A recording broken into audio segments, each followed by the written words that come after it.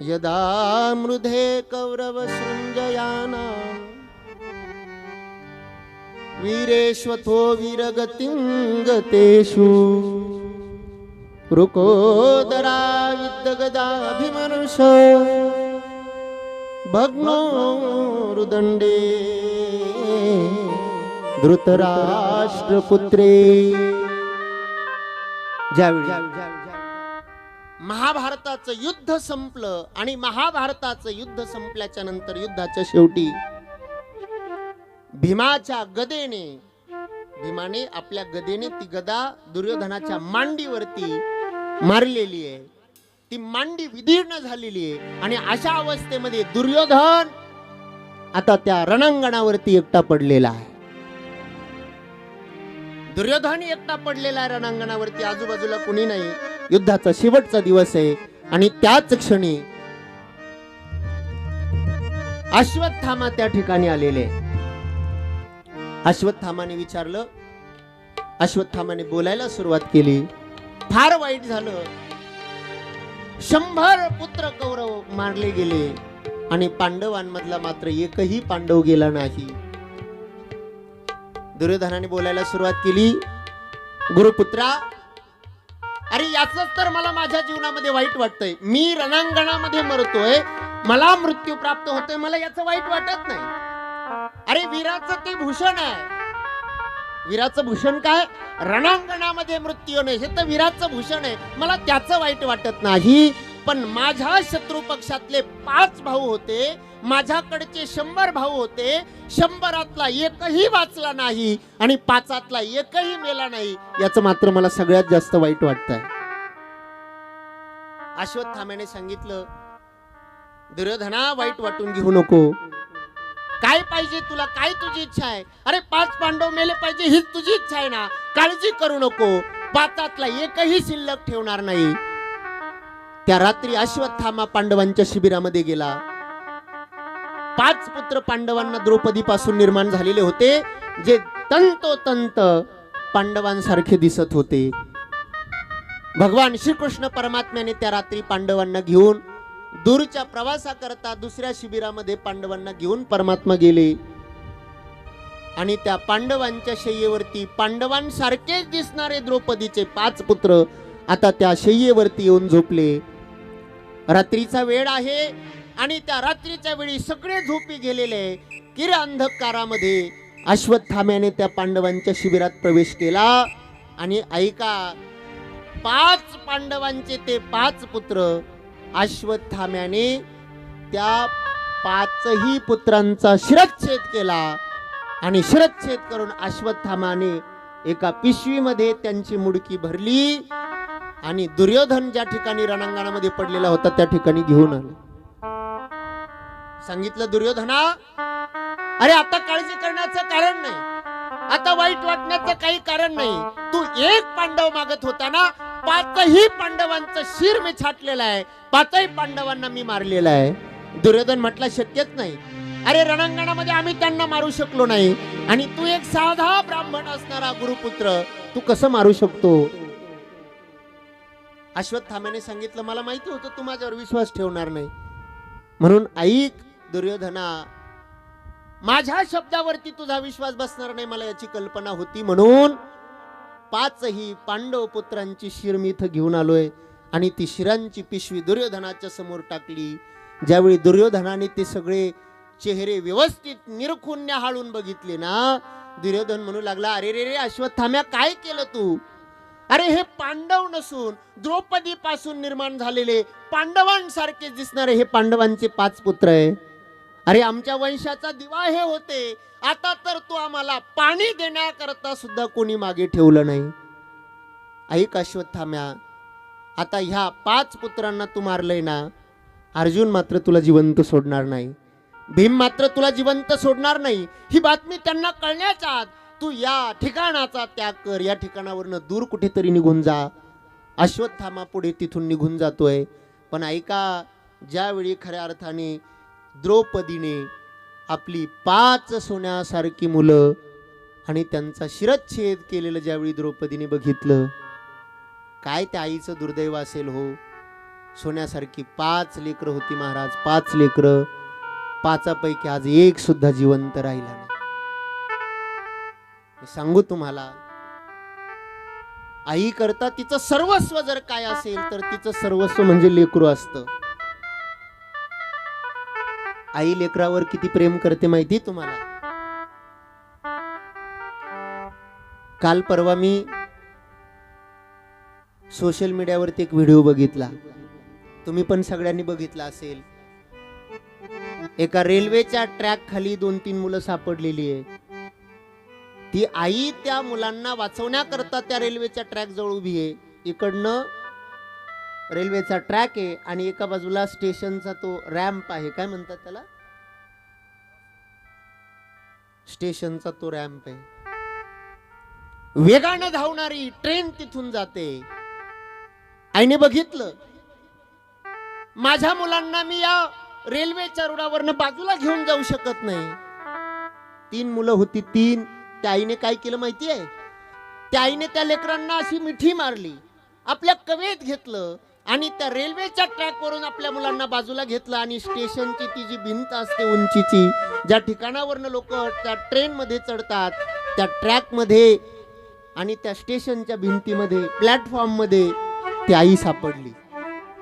काय केलं माहिती त्या आईने, त्या 3ही लेकरांना आपल्या कवेमध्ये घेतलं. तुम्ही तो व्हिडिओ बघा. फास्ट ट्रेन तिथून जाते, ती आई आपल्या लेकरांना पकडून ठेवली आहे. त्या ट्रेनचे धक्के तिच्या पाठीला लागताय, अक्षरशः रक्तबंबाळती होते. धक्के लागून ती पुढे जाते, पुन्हा मागे येते, आपल्या लेकरांना ती सांभाळते, सावरते. स्वतःच्या शरीर अक्षरशः रक्तबंबाळ झालंय. रेल्वेचे, इतक्या वेगाने जाणारी रेल्वे, त्या रेल्वेचे धक्के तिच्या शरीराला लागताय, प्रहार होतोय त्या रेल्वेच्या त्या लोखंडाचा. पण ती आई मात्र आपल्या लेकरांना सुरक्षित सांभाळून ठेवते. ही आई असते महाराज. सबसे बड़ी है माँ,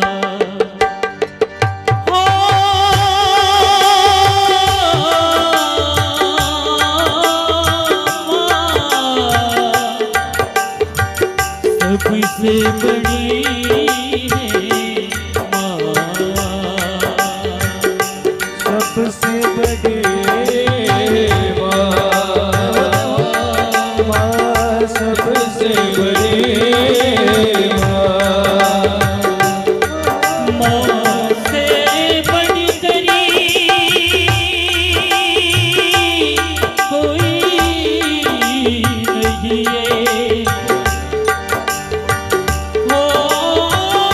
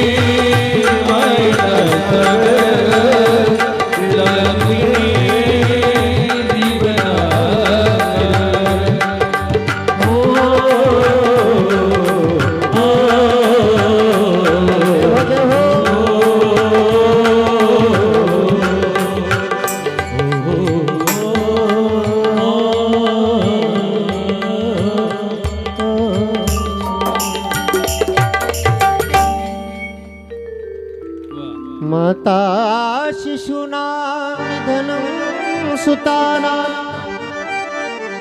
निशम्य घोरं परितप्यमाना तदारुदद्बाष्पकलाकुलाक्षी तां सान्त्वयन्नाह किरीटमाली. आपली सोन्यासारखी 5 लेकरं गेली. द्रौपदी दुःख करते. काय किती वेदना होत असतील, किती व्यथा होत असतील त्या आईच्या अंतःकरणाला. द्रौपदी काळजी करू नको. ज्या अश्वत्थाम्याने तुझी 5 मुलं मारली ना, त्या अश्वत्थाम्याला मारल्याशिवाय मी जिवंत बसणार नाही. मी आज प्रतिज्ञा करतो, एक तर मी त्याचा वध करेल, किंबहुना मी स्वतः अग्निकाष्ठ भक्षण करेल. अशी प्रतिज्ञा अर्जुनाने केली. बघता बघता अर्जुनाने अश्वत्थाम्याला पकडलेला आहे. अश्वत्थाम्याला पकडून घेऊन अर्जुनाने द्रौपदीच्या समोर त्याला हजर केलंय. हाच तो अश्वत्थामा आहे द्रौपदी, ज्याने झोपेत असताना तुझ्या 5 मुलांची मुडकी छाटली. सांग काय करायचं याचं? कोणता दंड याला द्यायचा? कशा पद्धतीने याला मृत्यूदंड द्यायचा आहे? सांग द्रौपदी. अर्जुन ज्यावेळी अशा पद्धतीने बोलायला लागला, आता ऐका द्रौपदी काय बोलते. द्रौपदीच्या मुखातले शब्द आहे. द्रौपदी सांगते, मुच्यता मुच्यतामेष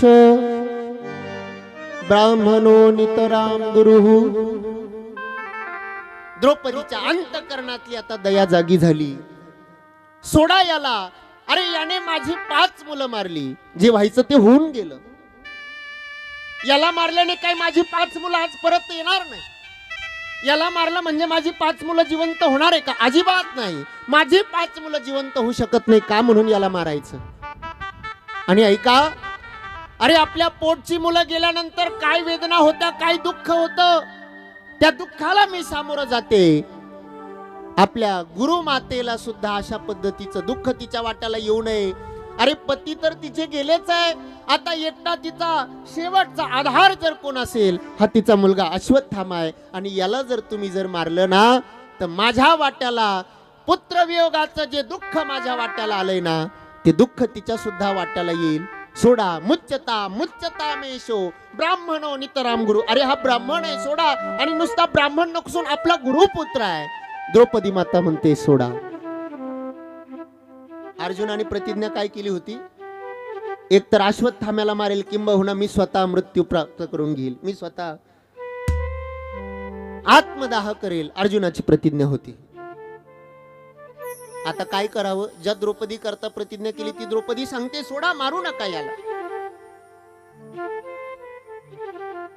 धर्मराजाला विचारलं.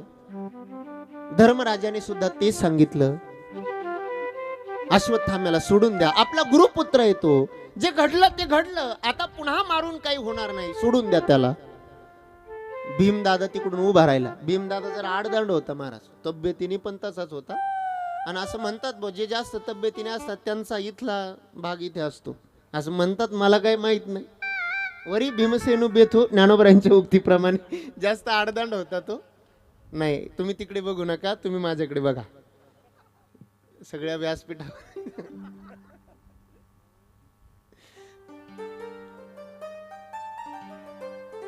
त्यांचा इथे इथे हातात येतात. वरी भीमसेनू बेथू. भीम म्हटलं अजिबात नाही, मी सोडणार नाही त्याला. अर्जुनाने जरी अश्वत्थाम्याला सोडलं ना, मी मात्र सोडणार नाही. मी मारल्याशिवाय राहणार नाही. आता झालं. द्रौपदी म्हणते सोडा. धर्मराजा म्हणतोय सोडा आहे. पण अर्जुन म्हणतो मी तर प्रतिज्ञा केली, एक तर मी त्याला मारेल, नाही तर स्वतः मरेल. भीमदादा म्हणतोय त्याला मारलं पाहिजे. आता काय करावं? मारावं की सोडावं? मारावं की सोडावं? शेवटी भगवान परमात्म्याच्याकडे, कृष्ण परमात्म्याकडे अर्जुन गेला. देवा, तू गुरु बंधू पिता,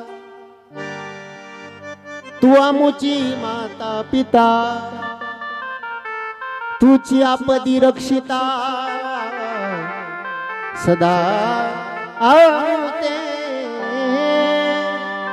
कृष्ण माझी माता, कृष्ण माझा पिता. देवा, आपलं त्या श्रीमद भगवद्गीतेच्या अगोदर ठरलं होतं ना, शिष्यस्ते हम शादी माम त्वम प्रपन्न. तू माझा गुरु, मी तुझा शिष्य. आता या धर्मसंकटातून तूच वाचू शकतो. काय करावं? अश्वत्थाम्याला मारावं की सोडावं? द्रौपदी म्हणते सोडा, धर्मराजा म्हणतो सोडा, पण मी तर प्रतिज्ञा केलेली त्याला मारण्याची. भीमदादा म्हणतोय त्याला तुम्ही जर सोडलं तर मी मारल्याशिवाय राहणार नाही. आता काय करायचं? कृष्ण परमात्म्याने काय उत्तर दिलं माहितीये? कृष्ण परमात्म्याने सांगितलं, ब्रह्मबंधुर्न हंतव्य आतताई वधारहणा. ऐक अर्जुना, हा गुरुपुत्र आहे आणि गुरुपुत्र असून कोण आहे? ब्राह्मण आहे. धर्मशास्त्र असं सांगतं, ब्राह्मणाचा वध करता कामा नाही. आणि आतताई वधारहणा. ऐक अर्जुना, धर्मशास्त्र असं सांगतं ब्राह्मणाला कधी मारू नये, कारण ब्रह्महत्येचं पातक जगातलं सगळ्यात मोठं पातक आहे. ज्या पातका करता दुसरं प्रायश्चित्त या जगाच्या पाठीवर नाही. धर्मशास्त्र असं सांगतं ब्रह्महत्येचं पातक तू करू नको, मारू नको. आणि पुढचं ऐक, आतताई वधारहणा. आतताई मनुष्य कोणी असो त्याला मारलंच पाहिजे. ऐकताय तुम्ही सगळे? काय सांगितलं कृष्ण परमात्म्याने? ब्राह्मण कसाही असो त्याला मारायचं नाही, आणि आतताई कोणी असो त्याला काय केलं पाहिजे? मारलं पाहिजे. भीमदादा म्हटला, यांची उभं राहण्याची जी ऍक्शन आहे ती सुद्धा वाकडीच आहे. पाय कसे देवाचे? आता आपण इथं देव समचरणावाला उभा केला, पण त्रिभंगी देवडा ठाण मांडून या माय. कृष्ण परमात्मा उभा राहता नाही वाकडाच, 3 ठिकाणी वाकडा. आणि यांचं बोलणं सुद्धा वाकडच. हे कधी सरळ बोलतीच नाही म्हटले. अवघटक्यात म्हणता ब्राह्मणाला मारू नये, आणि दुसऱ्यांदा म्हणता आता काही कोणी असलं तरी त्याला मारलं पाहिजे. मग आता काय करायचं नेमकं? देवाने सांगितलं, भीमा तू जास्त टेन्शन घेऊ नको. अर्जुनाला मी श्रीमद भगवद्गीता सांगितली, माझा तू शिष्य, माझं बोलणं त्याला बरोबर कळतं. अर्जुनाने काय केलं माहितीये? एक चमकणारी मणी अश्वत्थाम्याच्या कपाळावरती होती, ती चमकणारी मणी काढून घेतली, डोक्यावरचे केस त्याचे काढले आणि त्याला हाकलून शिबिराच्या बाहेर काढून दिलं. सांगतो मी तुम्हाला, एखादा जर समाजामध्ये ज्याला मोठा मान सन्मान आहे, असा जो मानी पुरुष असतो ना, त्या मानी पुरुषाचा अपमान करणं हा एक प्रकारचा त्याचा काय आहे? वधच आहे. समाजामध्ये मानी असणारा पुरुष त्याचा अपमान करणं त्याचा एक प्रकारचा मृत्यूच आहे, वधच आहे. अर्जुनाने तेच केलं. अश्वत्थाम्याला तिथून बाहेर हाकलून दिलं. खऱ्या अर्थाने त्याची निंदा केली, त्याची हेटाळणी केली, आणि त्या शिबिरातून त्याला खऱ्या अर्थाने सगळ्यांच्या समोर आणि त्याला धक्का मारून त्या शिबिरातून बाहेर काढून दिलं. बाहेर काढून दिल्याच्या नंतर आता झालं असं, अश्वत्थाम्याने मनामून प्रतिज्ञा केली, मी तुमच्या वंशाला दिवा ठेवणार नाही, तुम्हाला पाणी देण्यास. माझा अपमान तुम्ही केला ना, तुम्हाला शेवटी पाणी देण्याकरता, पिंडदान करण्याकरता सुद्धा कोणी जिवंत राहणार नाही, अशी प्रतिज्ञा अश्वत्थाम्याने केली. आणि आता कोण आहे यांच्या वंशाचा दिवा? कोण आहे पांडवांचा वंश पुढे चालवणारा? लक्षात आलं, पांडवाचा पुत्र, अर्जुनाचा पुत्र, त्याचं नाव अभिमन्यू, आणि त्या अभिमन्यूची पत्नी, तिचं नाव उत्तरा. ती उत्तरा आता गरोदर आहे. उत्तरेच्या गर्भात गर्भ वाढतोय, आणि हा गर्भच आता पांडवांचा पुढचा वंशाचा दिवा आहे. अश्वत्थाम्याने काय केलं? अश्वत्थाम्याने ब्रह्मास्त्र सोडलं उत्तरेच्या गर्भावरती, आणि ब्रह्मास्त्र सोडल्याच्या नंतर आता काय व्हायला लागलं पुढे ऐका. खऱ्या अर्थाने त्या ब्रह्मास्त्राच्या तेजाने आता उत्तरेचा गर्भ नष्ट होणार हे उत्तरेच्या लक्षात येतंय. उत्तरा धावत धावत भगवान परमात्म्याच्या जवळ आली. उत्तरेच्या लक्षात आलं, आता या संकटातून सोडवण्याकरता कृष्ण परमात्मा सोडला तर दुसरं कोणी सोडू शकत नाही, कोणी वाचू शकत नाही. त्या ब्रह्मास्त्राच्या तेजापासून स्वतःला वाचवण्याकरता उत्तरा म्हणते, अरे मी मेली तरी चालेल, पण माझ्या पोटात जो गर्भ वाढतोय तो पांडवांचा पुढचा वंश आहे, तो वाचला पाहिजे, तो जिवंत राहिला पाहिजे. आणि या आशेने उत्तरा धावत पळत कृष्ण परमात्म्याच्या जवळ आली. कृष्ण परमात्म्याला हात जोडून विनंती करू लागली, पाही पाही महायोगी देव देव जगत्पते, नान्यं त्वद्भयं पश्ये यत्र मृत्यू परस्परम. हे देवाधिदेवा जगदीश्वरा, आपण महान योगी आहात, माझं रक्षण करा. या ब्रह्मास्त्रापासून माझ्या गर्भाचं रक्षण करा. देवा मी मेली तरी चालेल, पण माझा गर्भ मात्र जिवंत राहिला पाहिजे, माझा गर्भ वाचला पाहिजे. उत्तरा देवाच्या समोर उभी आहे. क्षणात चमत्कार झाला. भगवान परमात्मा सगळ्यांच्या समोर उभे आहे आणि उभे असतानाच भगवान परमात्म्याने छोटं रूप धारण केलं, उत्तरेच्या गर्भामध्ये प्रवेश केला. आणि ऐका, स्वतःच्या हातामध्ये गदा घेऊन भगवान श्रीकृष्ण परमात्म्याने उत्तराच्या गर्भात प्रवेश केला आणि त्या गर्भाच्या भोवती इतक्या वेगाने फिरू लागले आणि वेगाने फिरता फिरता गदेच्या द्वारे त्या ब्रह्मास्त्राचा नाश भगवान परमात्म्याने केला. उत्तरेच्या पोटामध्ये असणारा गर्भ, त्या गर्भाचं भगवान परमात्म्याने रक्षण केलं. आणि ऐका, गर्भामध्ये जाऊन भगवान परमात्म्याने ज्या गर्भाचं रक्षण केलं ना, तो गर्भ दुसरा तिसरा कोणी नसून तो गर्भच साक्षात राजा परीक्षित महाराज आहे. त्या गर्भाचं रक्षण केलेलं आहे. रक्षण करून भगवान परमात्मा बाहेर आले. कुंती मातेने बघितलं, आमच्या कुळाचा, आमच्या वंशाचा दिवा असणारा हा शेवटचा गर्भ, आणि ह्याचं सुद्धा रक्षण भगवान परमात्म्याने केलं. कुंती माता भगवान परमात्म्याच्या पुढे उभी आहे आणि कुंती माता आता देवाची स्तुती करते, देवाचं वर्णन करते. नमस्ते पुरुषं पाद्य ईश्वर प्रकृते परम अलक्ष सर्वभूताना अंतर्बहिर अवस्थित. कुंती माता भगवान परमात्म्याच्या समोर जाते. देवा, ज्या ज्या वेळी आमच्यावरती संकट आलं ना देवा, त्या संकटातून बाहेर आम्हाला काढण्याकरता त्या संकटाच्या समोर निधड्या छातीने देवा तू उभा राहिला. किती किती संकट आली देवा आमच्यावरती, पण प्रत्येक संकटाच्या वेळी तू आमच्या समोर उभा राहिला. त्या संकटातून आम्हाला सुखरूप बाहेर काढलं. अरे माझी कुलवधू असणारी द्रौपदी, भरसभेमध्ये त्या द्रौपदीचं वस्त्रहरण होत होतं, पण त्याही वेळी वस्त्र अवतार तू धारण केला आणि त्याही संकटातून आम्हाला बाहेर काढलं. लाक्षागृहामध्ये कौरवांनी आम्हाला जाळून मारण्याचा प्रयत्न केला, त्याही संकटातून देवा तू आम्हाला बाहेर काढलं. 12 वर्षाचा वनवास, 1 वर्षाचा अज्ञातवास, त्या कालावधीमध्ये किती किती संकट आमच्यावरती आली. प्रत्येक संकटाच्या वेळी देवा तू आमच्या समोर उभा राहिला. त्या संकटातून आम्हाला सुखरूप बाहेर काढलं. देवाची स्तुती करते, देवाचं वर्णन करते कुंती माता. भगवंताने विचारलं, आत्या, अगं मी तुझा भाचा आहे, मी तुझा कोण आहे? आणि तू तर मला देव करून टाकलं डायरेक्ट. नमस्ते पुरुषम त्वाद्यम प्रकृते. काय अरे देव, सगळ्या देवांचा देव काय आणि नमस्कार काय करते? अगं तू माझी आत्या आहे. आत्या,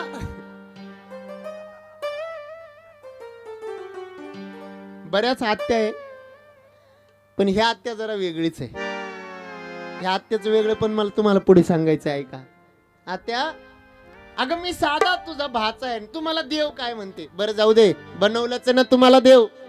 देव कुणाला म्हणतात? जो देतो. दिव्यम ददाती देणे, जो दिव्यता देतो त्याला देव म्हणतात. मग आता मला तू देव बनवलंय ना, माग तुला काय मागायचंय माझ्याकडे? कुंती मातेने काय मागितलं माहिती? मला सांगा, आता जर समजा कथेमध्ये आपल्या समोर देव प्रगट झाला, होणार तर नाहीच, 101% मला गॅरंटी आहे, पण समजा झालाच बा, 9च्या पुढे काटा चालला आणि एवढं होऊन सुद्धा तुम्ही इतक्या शांत चित्ताने कथा ऐकताय, झालाच देव प्रसन्न, काय सांगताय? आणि देवाने समजा विचारलं, मागा तुम्हाला काय काय मागशाल बरं तुम्ही?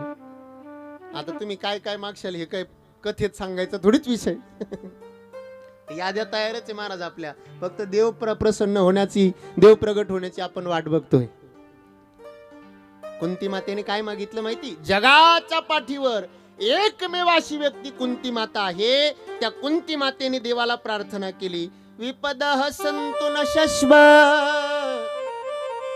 तत्र तत्र जगद्गुरु भवतो दर्शनम यत्स्या अपुनर्भव दर्शनम. ऐक देवा, अरे म्हणतोय ना तुम्हाला मागा, एक मागणी माझी तुझ्याकडे. काय मागणी माहिती देवा? माझ्या जीवनामध्ये कायम संकट येऊ दे, कायम दुःखाचे प्रसंग माझ्या जीवनात येऊ दे, कायम विपत्ती माझ्या जीवनामध्ये येऊ दे, याच्यापेक्षा वेगळं मला काही मागायचं नाही. काय मागणी महाराज कुंती मातेची? आपण काय म्हणतो देवाला मंदिरात गेल्यावर, देवा मला चौबदार लय भारी आमचे मंदिरात गेल्यावर काय म्हणतो, नाही काय मागितलं एवढं तर म्हणतो ना, देवा मला सुखात ठेव.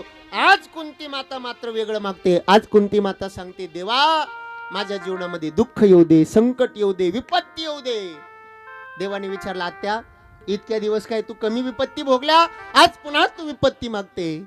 असं म्हटल्याच्या नंतर कुंती मातेने सांगितलं, देवा मी का विपत्ती मागते, का दुःख मागते, त्याचं कारण आहे, देवा ज्या ज्यावेळी आमच्या जीवनामध्ये दुःख आलं, ज्या ज्यावेळी आमच्या जीवनामध्ये संकट आलं, ज्या ज्यावेळी आमच्या जीवनात विपत्ती आली, त्यावेळी आम्ही देवा तुझं स्मरण केलं. आणि जेव्हा जेव्हा आम्ही तुझं स्मरण केलं तेव्हा तू आमच्या समोर प्रगट झाला. मग मला सांग देवा, विपत्ती आल्यानंतर जर आम्ही तुझं स्मरण करत असेल आणि त्या विपत्तीच्या वेळी जर तू आमच्या समोर प्रगट होत असेल ना, तर देवा ज्या दुःखामध्ये, ज्या विपत्तीमध्ये, ज्या संकटामध्ये तुझं दर्शन होतं ना, ते संकट, ते दुःख तुम्हाला दे. याच्यापेक्षा मला दुसरं काही नको. मज होत का विपत्ती, तुकाराम महाराज सांगतात ना, देवा माझ्या वाट्याला दुःख येऊ दे. कारण माणसाचा स्वभाव आहे, माणूस देवाची आठवण करतो कधी, दुःखात. आला ताप, बोला बोला, आला ताप, देवा तू माझा बाप. आला ताप, देवा तू माझा बाप. गेला ताप, मग देवा मी तुझ्या देवा मी तुझ्या बापाचा बाप. अवघड आहे महाराज लोकांचं. काय आपल्याकडे वेळ खूप कमी आहे, कथा पुढे न्यायची आहे. समजा जर कोणी जर सांगितलं ना की त्या जागेवर काहीतरी आहे, काहीतरी आहे, काही माहित नाही पण काहीतरी आहे, रात्रीची वेळ असू द्या, मग माणूस तिथून जायला लागतो.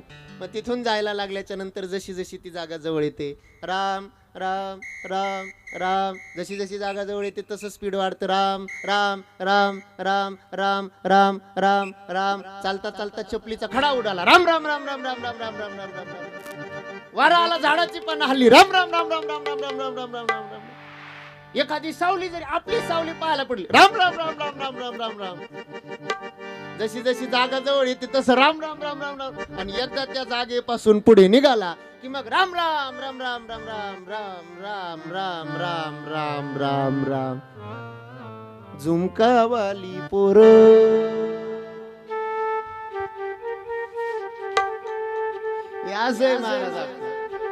आपण भजन करतो पण कधी संकट आल्यानंतर कुंती माता सांगते, देवा ज्या संकटात तुझं स्मरण होतं ना, असं संकट माझ्या जीवनामध्ये पुन्हा पुन्हा येऊ दे. याच्यापेक्षा मला दुसरं काही नको. खऱ्या अर्थाने भगवान श्रीकृष्ण परमात्म्याने सांगितलं, आत्या आता दुःखाचे दिवस तुझे संपले, सुखाचे दिवस आता इथून पुढे काळजी करू नको. खऱ्या अर्थाने भगवान परमात्म्याने कुंती मातेला, खऱ्या अर्थाने कुंती मातेची सांत्वना केली. त्याच्यानंतर भगवान परमात्मा एक दिवस बघताय, मध्यरात्री 12 वाजता युधिष्ठिर आपल्या कक्षामध्ये जागा आहे, झोपलेला नाही.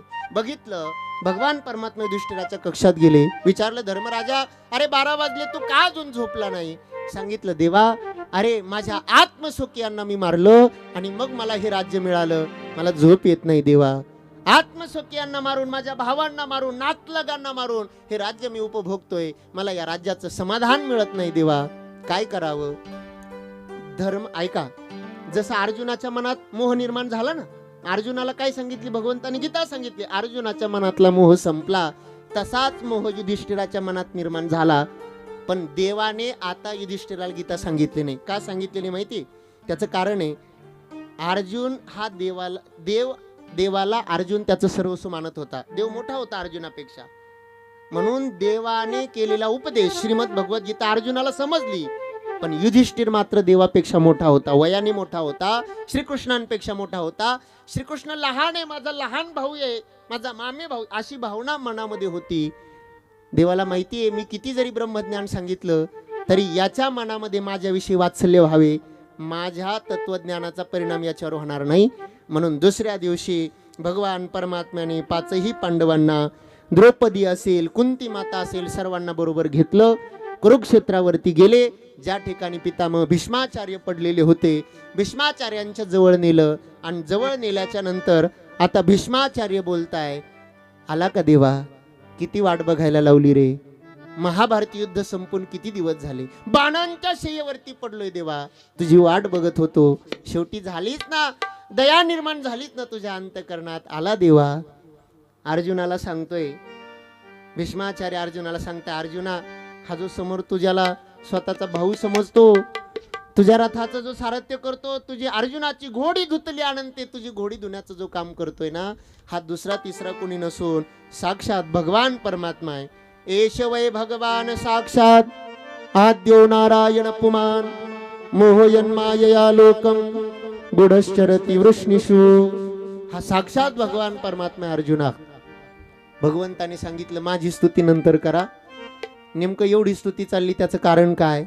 भीष्माचार्यांनी सांगितलं मला प्राणत्याग करायचा, इच्छा मृत्यू, मला ज्या दिवशी मी इच्छा करेल त्या दिवशी मला मृत्यू प्राप्त होईल. पण देवा, मी तुझी वाट बघत होतो आणि आज तू शेवटी आलात. थांबा देवा, वाट बघा आता, मी आहे तोपर्यंत असेच राहा. सदैव देव भगवान प्रतीक्षताम कलेवर यावदिदम हिनोम्यहम प्रसन्न हासारुण लोचन लोलस मुखांबुजो ध्यान पतश्चतुर्भुजा. असेच प्रसन्न मुख राहा देवा. धर्मराजाला उपदेश केला. दान धर्मान राजधर्मान मोक्ष धर्मान विभाग शास्त्री धर्मान भगवत धर्मान समासव्य सयोगता. अशा पद्धतीने गोड असा उपदेश केला. आणि उपदेश केल्यानंतर धर्मराजाने अनेक प्रश्न विचारले. भीष्माचार्यांनी त्याची उत्तरं दिली. आणि सगळ्या प्रश्नांची उत्तरं दिल्यानंतर आता भीष्माचार्य सांगताय, आता कोणी बोलू नका, आता मला देह ठेवायचा आहे. भगवान परमात्मा माझ्या समोर उभा आहे. आज परमात्मा उत्तराभिमुख आहे. उत्तरायणाची मी वाट बघत होतो. उत्तरायण आज आलेलं आहे. भगवान परमात्मा माझ्या समोर उभा आहे आणि परमात्म्याकडे बघता बघता मला देहत्याग करायचा आहे. पण त्याच्या अगोदर एक काम करायचंय. माझी बुद्धी मी भगवान परमात्म्याच्या चरणावरती स्थिर करतोय. इति मल्ती रूपकल्पिता वितृष्णा भगवती शाश्वत पुंगमे विभूमनी ससुखमुपगते कचिद्हर्तुं प्रकृतिमुपेयिषु यद्भव प्रवाह. भगवान परमात्म्याचं वर्णन करता करता आज भगवान परमात्मा पितामह भीष्माचार्यांच्या समोर आहे. आणि देवाला बघता बघता भीष्माचार्य प्राणत्याग करताय. काय जगातलं मोठं भाग्य असेल ना महाराज, अंतकाळाच्या वेळी परमात्म्याने आपल्या समोर असावं, देवाचं नाव मुखात असावं आणि देवाचं भजन जब करता प्राण तन से निकले वाह गोविंद नाम लेके, जब प्राण तन से निकले इतना तो करे ना स्वामी, जब प्राण तन से निकले गोविंद नाम लेके, जब प्राण तन से निकले इतना जब प्राण तन से निकले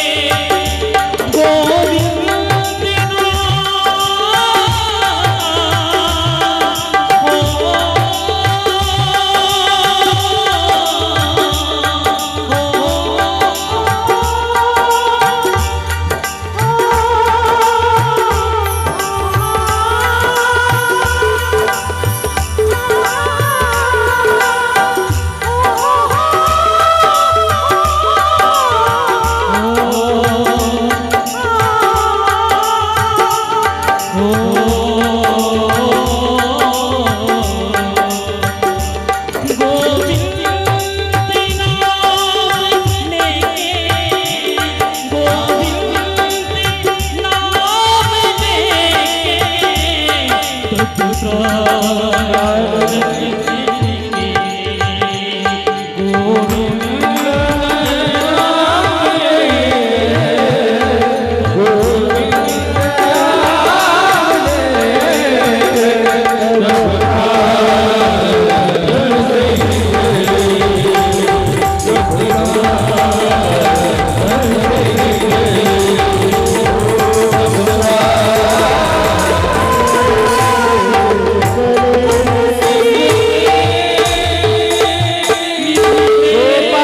कृष्ण भगवान की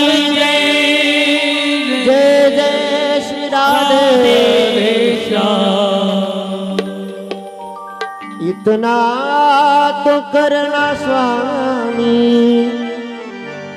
जब प्राण तन से निकले, गोविंद नाम ले तब प्राण तन से निकले। जल्दी आना नहीं भूल जाना, राधे को साथ लाना तब प्राण तन से निकले। तुकाराम महाराज सांगतात, अंतकाळी ज्याच्या नामा आले मुखा, तुका म्हणे सुखा पार नाही। भीष्माचार्यांनी देवाकडे बघता बघता आपला प्राणत्याग केला। त्यानंतर भगवान श्रीकृष्ण परमात्म्याने द्वारकेला, खऱ्या अर्थाने द्वारकेच्या दिशेने भगवान परमात्मा गेले। पांडवांना सांगितलं, रे बऱ्याच दिवसापासून इकडे द्वारकावासी माझी वाट बघत असेल। द्वारकेला परमात्मा गेले। यथाकाल ज्या गर्भाचं भगवान परमात्म्याने उत्तरेच्या गर्भात जाऊन रक्षण केलेलं होतं, आता तो मुलगा जन्माला आला। ऐका, जन्माला आल्याच्या बरोबर तो मुलगा इकडे तिकडे बघू लागला। अरे मी गर्भात असताना कुणीतरी माझं रक्षण करण्याकरता आलेलं होतं, कोण आहे तो? इकडे तिकडे तो मुलगा बघतोय। खऱ्या अर्थाने त्या मुलाचं नाव ठेवण्यात आलं विष्णुरात। काय नाव ठेवण्यात आलं? परीक्षितीचं मूळ नाव विष्णुरात। विष्णुरात त्याचं नाव ठेवलं। पण कुणीतरी माझ्या गर्भात असताना माझं रक्षण करण्याकरता आलं, तो कुठे, तो कुठे? म्हणून ज्याच्या त्याच्या हातात दिलं की तो मुलगा ते छोटं बाळ न्याहाळून बघायचं, इकडे तिकडे बघायचं। परितः इक्षती, सारखा आजूबाजूला ते मुलगा बघायचा, कोण येतो, कुठे येतो? ज्याने गर्भात माझं रक्षण केलं तो दिसत नाही। परितः इक्षती, म्हणून त्या मुलाचं नाव ठेवलं परीक्षिती। आणि असा परीक्षित मोठा होऊ लागला। इकडे भगवान परमात्म्याने आपली लीला संपविली। भगवान परमात्मा निजधामाला गेले।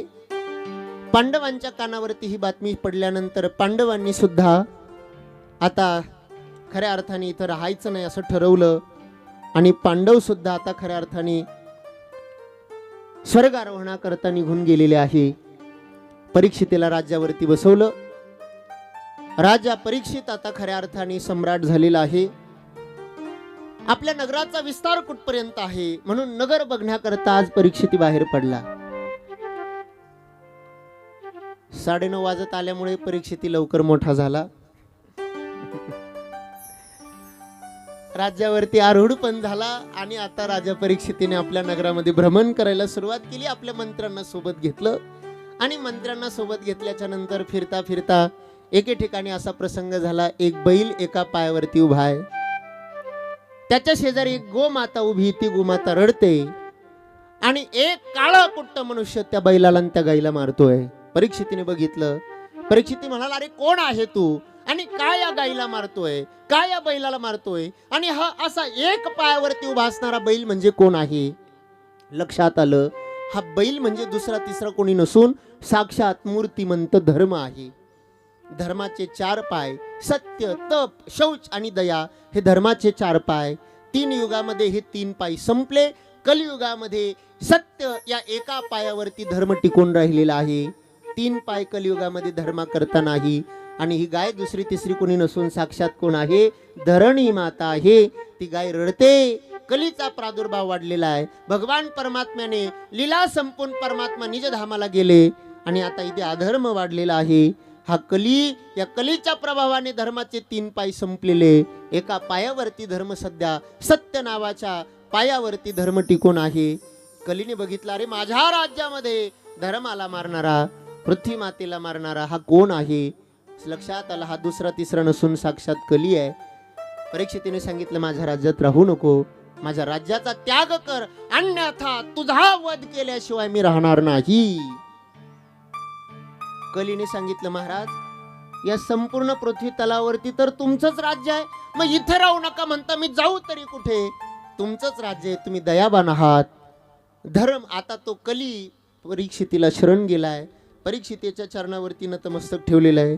शरण आल्याला मारू नये हा क्षत्रिय धर्म आहे आणि या क्षत्रिय धर्माप्रमाणे राजा परीक्षितीने कलीला सोडून दिलं.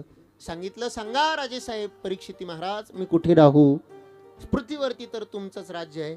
मग राजा परीक्षितीने खऱ्या अर्थाने त्या कलीला राहण्याकरता 4 ठिकाणं दिली. कोणती कोणती 4 ठिकाणं दिली तर लक्ष देऊन ऐका. 4 ठिकाणं त्याने दिली आणि ती 4 ठिकाणं म्हणजे दुसरी तिसरी कोणी नसून द्यूतम पानम काय स्नुया सुरा द्यूतम पानम म्हणजेच द्यूतम म्हणजे दूत. द्यूत शब्दाचा अर्थ होतो जुगार, पान शब्दाचा अर्थ होतो मद्यपान. खऱ्या अर्थाने ज्या ठिकाणी व्याभिचार होतो, ज्या ठिकाणी द्यूत जुगार खेळला जातो, ज्या ठिकाणी खऱ्या अर्थाने आणि अनाचार अशा पद्धतीचा होतो, अशा 4 ठिकाणी राहण्याकरता जागा दिल्या. हिंसा ज्या ठिकाणी होते, व्याभिचार ज्या ठिकाणी होतो, द्यूत ज्या ठिकाणी खेळलं जातं आणि सुरापान ज्या ठिकाणी केलं जातं, अशा 4 ठिकाणी कलीला राहण्याकरता जागा दिली. कुठे कुठे? द्यूत म्हणजे जुगार, सुरा म्हणजे दारू, व्याभिचार आणि खऱ्या अर्थाने चौथी हिंसा ज्या ठिकाणी घडली जाते त्या ठिकाणी कली राहतो. 4 ठिकाणं राहण्याकरता दिली आणि 4 ठिकाणं राहण्याकरता दिल्याच्या नंतर मग मात्र कलीने पुन्हा विनंती केली, महाराज तुम्ही मला 4 ठिकाणं दिली पण ही 4ही ठिकाणं अपवित्र आहे, मग एक चांगली जागा द्या ना, एखादं चांगलं घर द्या ना राहण्याकरता. मग मात्र परीक्षितीने सांगितलं तुला 5वं ठिकाण देतो, सोन्यामध्ये तू राहा. कोणतं ठिकाण दिलं 5वं? कोणतं? सोनं. लक्षात आलं ना तुमच्या? कली कुठे राहतो? सोन्यात राहतो. राजा परीक्षितीने ही 5वी जागा कलीला राहण्याकरता दिली. म्हणून मला वाटतं नवरा बायकोमध्ये जास्त भांडणं त्याच्यावरूनच होतात. जर का शेजारणीने काही दाखवलं तर घरात भांडण सुरू झालं समजा. आणि मला वाटतं सध्या तर आपल्याकरता हे चांगलं आहे. मोदी साहेबांनी सांगितलं आता काय सध्या घेऊ नका, आपल्याला ते परवडणारं पण नाही आणि मोदी साहेबांच्या विनंतीला आपण सगळ्यांनी मान दिला पाहिजे. पण मोदी साहेबांची ही विनंती ऐकून आमचे जावई लोक मात्र टेन्शनमध्ये आले. ऐन धोंड्याच्या महिन्यामध्ये मोदी साहेबांनी सांगितलं सोनं, काही थोडंफार धोंड्यात काही मिळालं असतं तर आता ते पण मिळणार नाही, चला जाऊ द्या. 5वी जागा राहण्याकरता दिली. पण का हो महाराज, आम्ही श्रीमद भगवद्गीतेमध्ये असं ऐकलंय की धातू नाम कांचन अस्मी, सोन्यामध्ये भगवान परमात्मा, सोनं ही भगवान परमात्म्याची विभूती आहे. मग सोनं ही भगवान परमात्म्याची विभूती, इकडे सांगता सोन्यामध्ये कली राहतो. मग नेमकं सोन्यात कली राहतो की सोन्यात भगवान परमात्मा राहतो? तर त्याचं उत्तर असं आहे, 1 नंबरचं सोनं असेल तर त्याच्यात भगवान परमात्मा राहतो आणि 2 नंबरचं सोनं असेल तर त्याच्यात कली राहतो, हे त्याचं उत्तर. अशा पद्धतीने राहण्याकरता ठिकाणं दिली. एक दिवस परीक्षिती महाराज शिकार करण्याकरता निघाले. शिकार करण्याकरता निघाल्यानंतर त्यांनी एक मुकुट परिधान केला, जरासंधाचा तो मुकुट होता. कलीने त्याच्यामध्ये प्रवेश केला. परीक्षिती महाराज शिकार करता करता वनात गेलेले आहे. वनात गेल्याच्या नंतर खऱ्या अर्थाने तहान लागली. तहानेने ते व्याकुळ झाले, भुकेने व्याकुळ झाले. आपल्या सैन्यापासून ते दूर गेले. बघता बघता एका साधूच्या महात्म्यांच्या आश्रमात गेले. तो आश्रम दुसरा तिसरा कोणाचा नसून शमीक ऋषींचा आश्रम होता. महाराज ध्यानस्थ बसलेले होते. परीक्षित तहानेने भुकेने व्याकुळ झालेला होता. परीक्षितीच्या लक्षात आलं, अरे राजा आपल्या आश्रमात आलाय आणि त्याचा पाहुणचार करावा लागेल, म्हणून हा खोटं खोटं डोळे झाकून बसलेला आहे. शमीक ऋषी ध्यानस्थ बसलेले होते, पण राजा परीक्षित म्हणाला हा मुद्दाम खऱ्या अर्थाने खोटे खोटे डोळे झाकून बसलेला आहे. मग राजा परीक्षितीने काय केलं, डोक्यामध्ये जरासंधाचा मुकुट असल्यामुळे, कलीने प्रवेश केलेला असल्यामुळे काय केलं त्या परीक्षितीने, जवळ एक मेलेला सर्प उचलला आणि मेलेला सर्प उचलून तो खऱ्या अर्थाने आणि त्या शमीक मुनींच्या गळ्यामध्ये टाकला. गळ्यात सर्प टाकल्याच्या नंतर परिणाम असा झाला की महाराज तर ध्यानस्थ होते, पण ज्यावेळी त्या महात्म्यांचा मुलगा, त्याचं नाव शृंग ऋषी, त्या शृंग ऋषीला ज्यावेळी कळालं, शृंग ऋषीला कळाल्याच्या नंतर शृंग मुनींनी राजा परीक्षितीला शाप दिला. इति लंघितम मर्यादम तक्षकः सप्तमे हानी. राजा तू तुझी मर्यादा ओलांडली. अरे मेलेला सर्प माझ्या वडिलांच्या गळ्यात टाकला ना, ऐक राजा मी तुला शाप देतो, इथून पुढे 7 दिवसामध्ये याच सर्प जातीतला तक्षक नावाचा सर्प तुला दंश करेल आणि त्याच तक्षकाच्या दंशाने तुला मृत्यू प्राप्त होईल, असा शाप त्या शमीक ऋषींच्या मुलाने दिला. आणि शाप दिल्याच्या नंतर खऱ्या अर्थाने हातामध्ये पाणी घेऊन ते पाणी सोडलं. राजा परीक्षिती आपल्या महालात आला, जरासंधाचा तो मुकुट उतरवला, डोक्यातला कली बाहेर निघाला आणि मग मात्र राजा परीक्षित पश्चाताप करू लागला. अरे साधू संतांची सेवा करण्याचा नियम आमच्या घराण्याचा आहे, पांडवांच्या घराण्याची ही परंपरा आहे आणि अशा घराण्याला कलंक लावणारा मुलगा मी जन्माला आलो. साधूचा महात्म्याचा अपमान माझ्याकडून घडलेला आहे, काय करावं. अरे त्या साधूच्या शापाने मी मेलो का नाही, मी त्याच ठिकाणी खऱ्या अर्थाने दग्ध का झालो नाही, जळून माझं शरीर का संपलं नाही, अशा पश्चाताप राजा परीक्षित करतोय. आणि त्याच क्षणी इकडे शमीक मुनींना ज्यावेळी कळालं की आपल्या मुलाने राजा परीक्षितीला 7 दिवसामध्ये मरण्याचा शाप दिला, खऱ्या अर्थाने शमीक मुनी बोलायला लागले, अरे काय केलं तू, या पृथ्वीवरती राजा परीक्षितीसारखा धर्मात्मा राजा पुन्हा होणार नाही आणि त्याला 7 दिवसामध्ये मृत्यूचा शाप तू दिला, खूप वाईट केलं. जा राजा परीक्षितीला कोणीतरी लवकर जाऊन निरोप द्या आणि निरोप देऊन सांगा की खऱ्या अर्थाने पुढच्या 7 दिवसामध्ये तुमचा मृत्यू होणार आहे. राजा परीक्षितीपर्यंत तो निरोप पोहोचला. आणि आता ऐका, निरोप पोहोचल्याबरोबर राजा परीक्षितीने काय केलं, अरे जे केलं, जे झालं ते चांगल्या करता झालं, माझ्याकडून त्या साधूचा महात्म्याचा अपमान घडला आणि त्याचं प्रायश्चित्त म्हणून 7 दिवसामध्ये मरण्याचा मला शाप मिळालेला आहे ना, मग आता ते चांगलंच झालेलं आहे. आता राजा परीक्षितीने राज्याचा त्याग केला आणि राज्याचा त्याग करून राजा परीक्षिती आता खऱ्या अर्थाने गंगा मैयेच्या तटाकावरती येऊन बसलेला आहे. सगळ्या घरादाराचा त्याग केला, कुटुंबाचा त्याग केला, राज्याचा त्याग केला, धनसंपत्तीचा त्याग केला. पुढच्या 7 दिवसामध्ये मला मरायचं आहे, काय करायचं हे. आणि म्हणून राजा परीक्षिती गंगामयेच्या तटाकावरती येऊन बसलेला आहे. आणि गंगामयेच्या तटाकावरती राजा येऊन बसल्याच्या नंतर गावोगावचे देशोदेशीचे अनेक साधू संत महात्मे त्या ठिकाणी जमा झालेले आणि अनेक साधू संत महात्मे त्या ठिकाणी जमा झाल्याच्या नंतर आता राजा परीक्षित त्या सगळ्यांना प्रश्न विचारतोय, मला शाप मिळालाय पुढच्या 7 दिवसामध्ये मरण्याचा, आता 7 दिवसामध्ये मी मरणार आहे आणि म्हणून काय केलं पाहिजे, 7 दिवसामध्ये मरणाऱ्या माणसाने काय केलं पाहिजे, 7 दिवसामध्ये जो मरतोय त्याने मुक्ती प्राप्त करून घेण्याकरता काय केलं पाहिजे, असं राजा परीक्षिती सगळ्यांना विचारू लागला. चला राजा परीक्षिती महाराज, चला लवकर लवकर घरादाराचा त्याग करा आणि घरादाराचा त्याग करून लवकर गंगेच्या किनाऱ्यावरती येऊन बसा. चला राजा परीक्षिती महाराजांनी घरादाराचा त्याग केला आणि घरादाराचा त्याग करून गंगेच्या तटाकावरती येऊन बसले. चला परीक्षिती महाराज, आपल्याकडे सुद्धा परीक्षिती महाराज येतात. अरे ऐका, राज्य वैभव भोगणारा एक मनुष्य शाप मिळाल्याबरोबर सगळ्या घरादाराचा वैभवाचा त्याग करून, कुटुंबाचा त्याग करून गंगेच्या तीरावरती जाऊन बसतोय. इतका मोठा त्याग राजाकडून घडतोय. टाळ्यांच्या गजरात त्या राजाचं स्वागत करूया. फुलं नका टाकू. या राजे महाराज या, चला पटपट चला, पाय उचला. राजा परीक्षिती आता व्यासपीठावरती गंगेच्या तटाकावरती येऊन बसलेले आहे. आणि गंगेच्या तटाकावरती येऊन बसल्यानंतर सगळे साधू संत त्या ठिकाणी जमा झाले.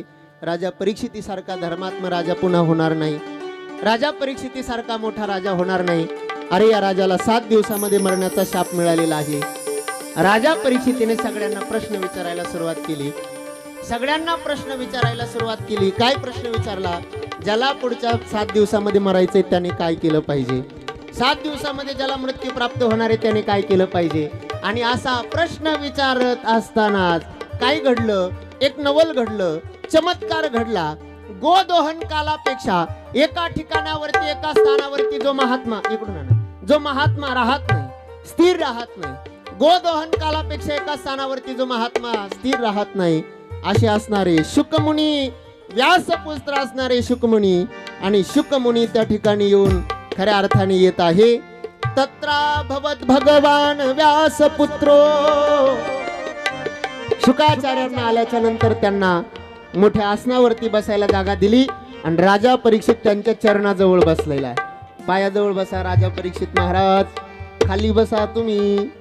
शुकदेवजींच्या चरणाजवळ बसा. आणि शुकदेवजींच्या चरणाजवळ बसल्याच्या नंतर आता राजा परीक्षित सुद्धा म्हणतोय, ऐसा कोई संत मिले, ऐसा कोई गुरु मिले. आपल्या जीवनामध्ये सुद्धा असा गुरु, असा संत, असा महात्मा मिळाला पाहिजे की जो भगवत चरणाची प्राप्ती आपल्याला करून देईल. ऐसा कोई संत मिले, ऐसा कोई गुरु मिले, मेरा तार हरि से जोड़े, ऐसा कोई संत मिले. मेरा तार हरि से जोड़े ऐसा कोई संत मिले. ताली वाजवा सर्वांनी बोला. मेरा तार हरि से जोड़े ऐसा कोई संत मिले. मेरा तार हरि से जोड़े ऐसा कोई संत मिले. मेरा तार हरि से जुड़े ऐसा कोई संत मिले. ऐसा कोई संत मिले, ऐसा कोई गुरु मिले, ऐसा कोई संत मिले, ऐसा कोई गुरु मिले. मेरा तार हरि से जोड़े, ऐसा कोई संत मिले. ताली वाजवा, ताली वाजवा. मेरा तार हरि से जोड़े, ऐसा कोई संत मिले. मेरा तार हरि से जुड़े ऐसा कोई संत मिले. सुखदेवजी महाराज प्रगट झालेले आहेत. राजा परीक्षित त्यांचं पूजन करतोय, नमन करतोय, त्यांना वंदन करतोय. अरे आपल्याही जीवनात असा महात्मा भेटला पाहिजे, आपल्याही जीवनामध्ये असा संत मिळाला पाहिजे खऱ्या अर्थाने जो भगवान परमात्मा पर्यंत आपल्याला नेऊन पोहोचेल. टूटा तार हुआ अंधियारा, टूटा तार हुआ अंधियारा, हरि दिखे ना हरि का द्वारा, ये हरि दिखे ना हरि का द्वारा. मेरा बिछड़ा मीत मिला दे, ऐसा कोई संत मिला. मेरा तार हरि से जोड़े, ऐसा कोई संत मिले. मेरा तार हरि से जोड़े ऐसा कोई संत मिले. मेरा तार हरि से जोड़े बोला, ऐसा बोला. कोई संत मिले. ऐसा कोई संत मिले, ऐसा कोई गुरु मिले, ऐसा कोई संत मिले, ऐसा कोई गुरु मिले. मेरा तार हरि से जोड़े, ऐसा कोई संत मिले. मेरा तार हरि से जोड़े ऐसा कोई संत मिले. मेरा तार हरि से